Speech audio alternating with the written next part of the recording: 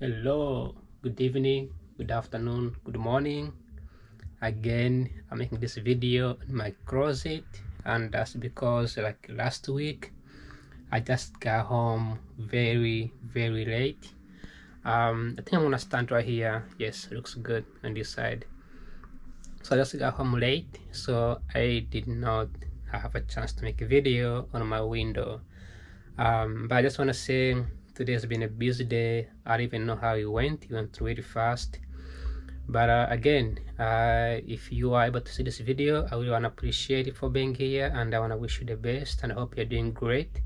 I hope you're doing fine, and I appreciate that you've been watching all my videos for the last month.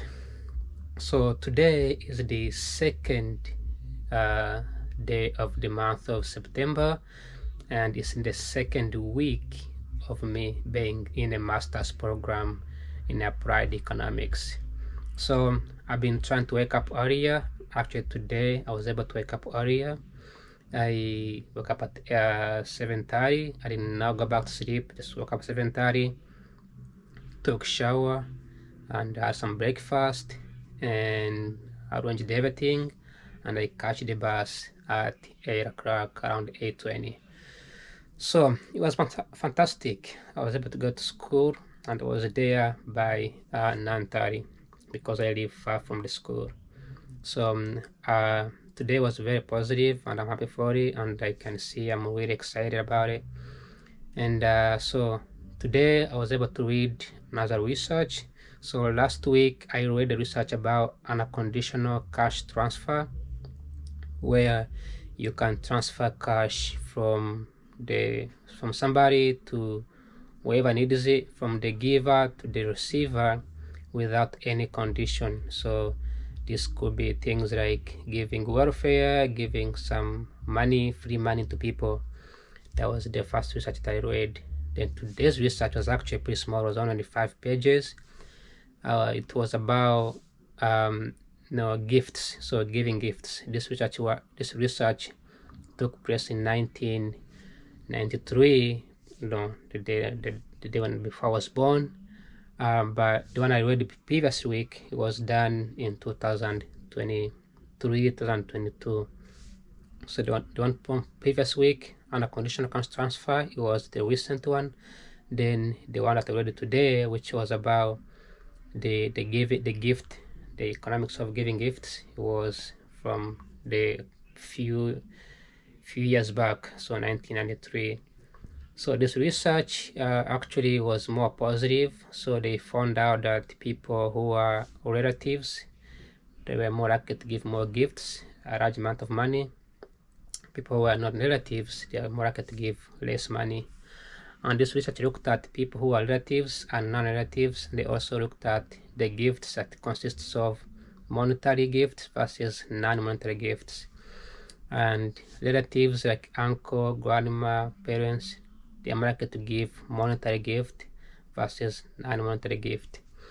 So it's fascinating to also differ from incomes. People with more money, they are the one who are likely to give some sort of gifts.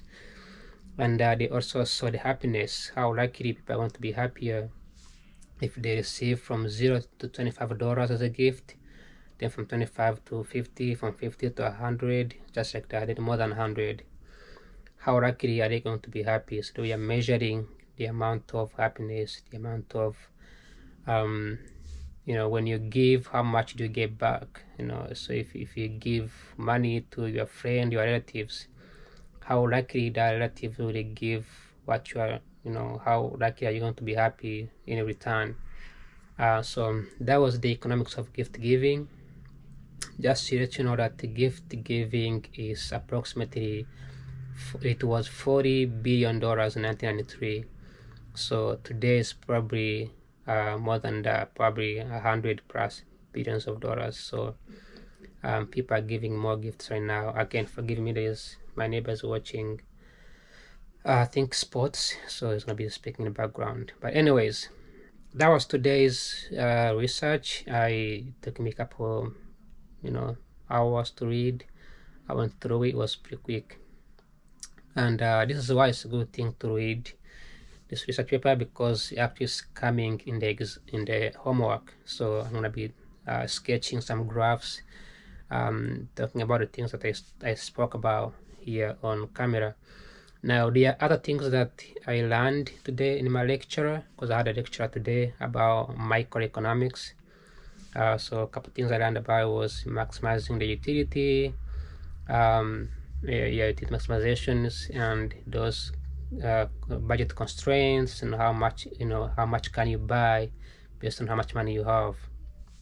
And when you're consuming things, let's say food, how much are you willing to eat over the other? So do you like more pizza than a burger? Do you like more alcohol than water? So because you have more water available to you, you are more likely to drink, you're more likely to and you have less alcohol, you're more likely to care more about alcohol than water, because you don't have enough alcohol but you have enough water. So that was some sort of the economics of today, economics of consumption, economics of choices. So that was it. That's all I did for today. There was obviously more stuff I did, but that was the main basics. All right. But speaking of economics of gift giving, it was a very detailed thing, and it kind of caught my attention on how we give as human beings, right? When we do give some money, some people, we don't think about it, but that money does play a huge role in the economic world. It does put something into what we do, the economics overall. And when we give gifts without conditional or unconditional gifts, in return, we don't really get anything. But when we put condition onto it, we expect something in return.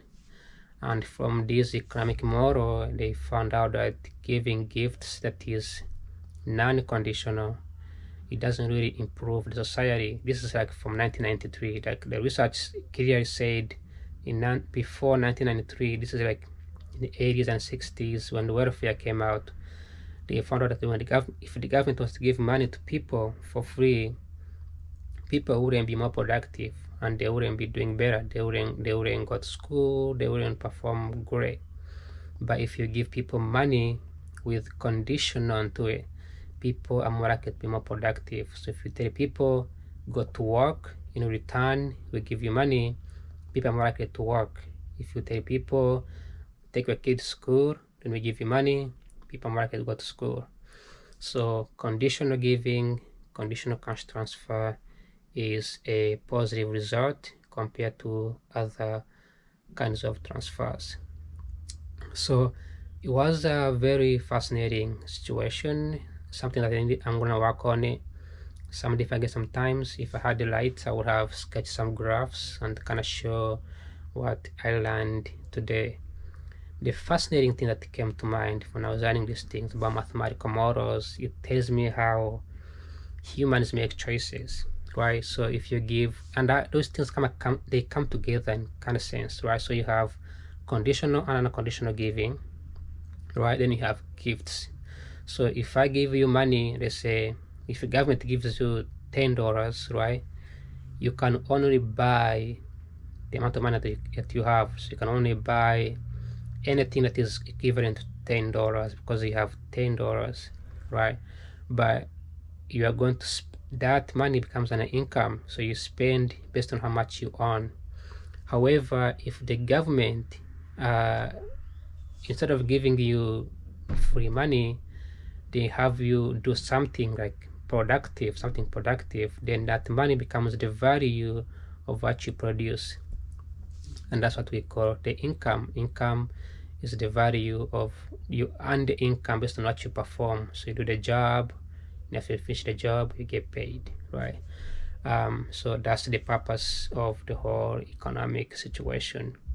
Like we know these things from intuitively. We know these things because we work some jobs, we get paid, right? We do something, we get paid.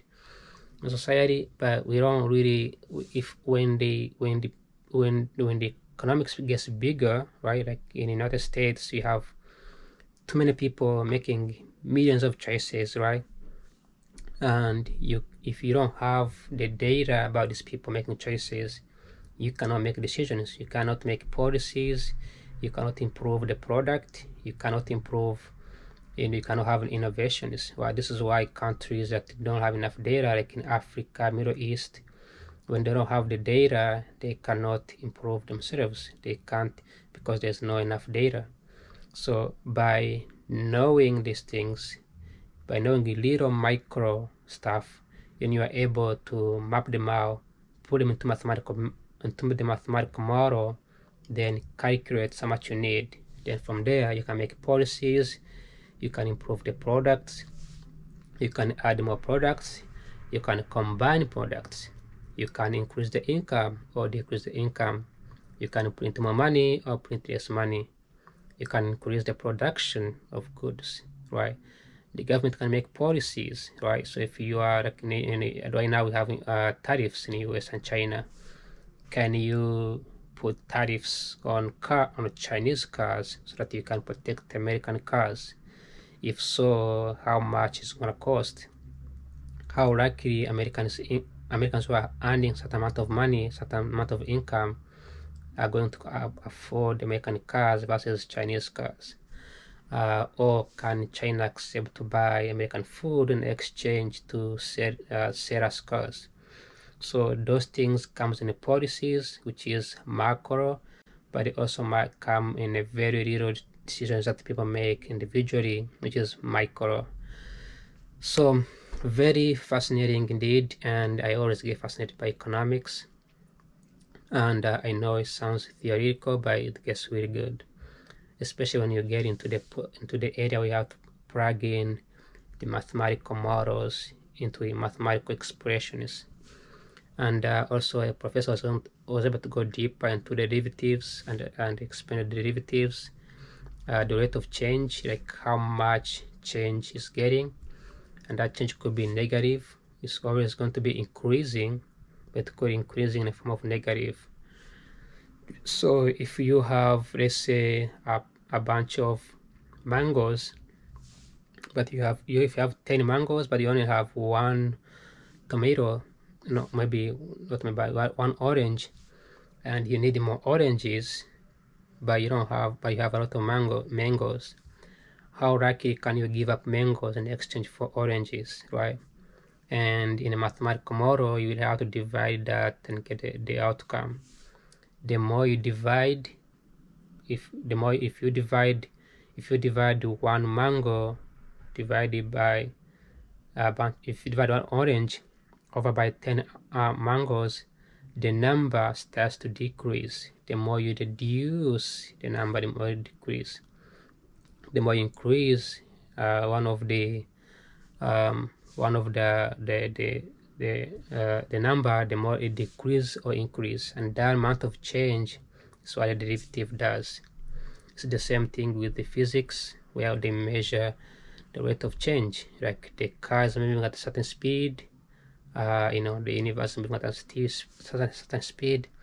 So it's a very fascinating stuff, very fascinating field to study. So again, my second week, and I'm trying to remember and record my mathematical background what I took in school, and now it kind of makes sense. The completeness, transitivity, non-sentient, like all those things now are becoming more and more clear, and it makes much more sense from a research perspective and from also understanding the overall decisions that the government is making today, especially right now as Donald Trump is passing a bunch of tariffs and a bunch of laws.